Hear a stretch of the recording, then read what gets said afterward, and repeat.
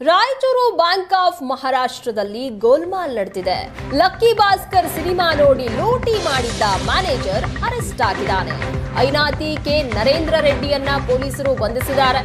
ಗೆಳತಿಗೆ ಕಾಲ್ ಮಾಡಿ ಪೊಲೀಸರಿಗೆ ಈ ಮ್ಯಾನೇಜರ್ ಸಿಕ್ಬಿದ್ದಿದ್ದಾನೆ.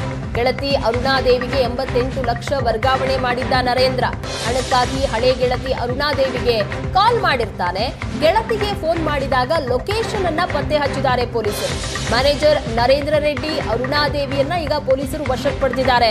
ಬಂಧಿತನಿಂದ 79,25,000 ರೂಪಾಯಿಯನ್ನ ಜಪ್ತಿ ಮಾಡಲಾಗಿದೆ.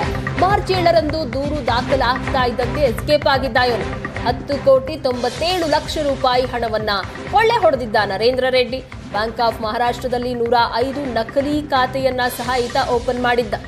ಮಾರ್ಚ್ 7ರಂದು ದೂರು ದಾಖಲಾಗ್ತಾ ಇದ್ದಂತೆ ಎಸ್ಕೇಪ್ ಸಹ ಆಗಿದ್ದ. ಸದ್ಯಕ್ಕೆ ಅದನ್ನ ಗೆಳತಿಗೆ ಯಾವಾಗ ಕಾಲ್ ಮಾಡಿದ ಆಗ ಇವನ ಫೋನ್ ಅನ್ನ ಟ್ರೇಸ್ ಮಾಡಲಾಯಿತು. ಆಗ ಸಿಕ್ ಬಿದ್ದಿದ್ದಾನೆ. ಇಬ್ಬರನ್ನ ಸಹ ಅರೆಸ್ಟ್ ಮಾಡಿದ್ದಾರೆ ಪೊಲೀಸರು. ದಿನಾಂಕ 7/3/25ರಲ್ಲಿ ಸೆನ್ ಪೊಲೀಸ್ ಸ್ಟೇಷನ್ ರಾಯಚೂರಲ್ಲಿ ಬ್ಯಾಂಕ್ ಆಫ್ ಮಹಾರಾಷ್ಟ್ರದವರು ಒಂದು ಪ್ರಕರಣ ದಾಖಲು ಮಾಡ್ತಾರೆ.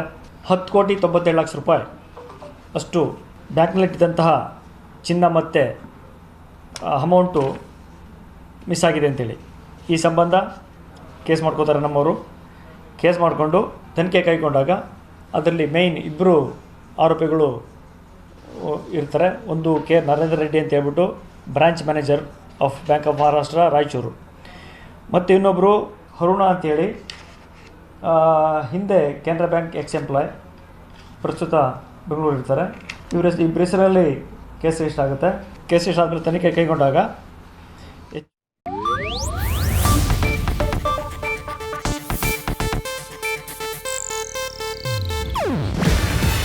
ಇದು ಏಷ್ಯಾನೆಟ್ ನ್ಯೂಸ್ ನೆಟ್ವರ್ಕ್ ಪ್ರಸ್ತುತಿ.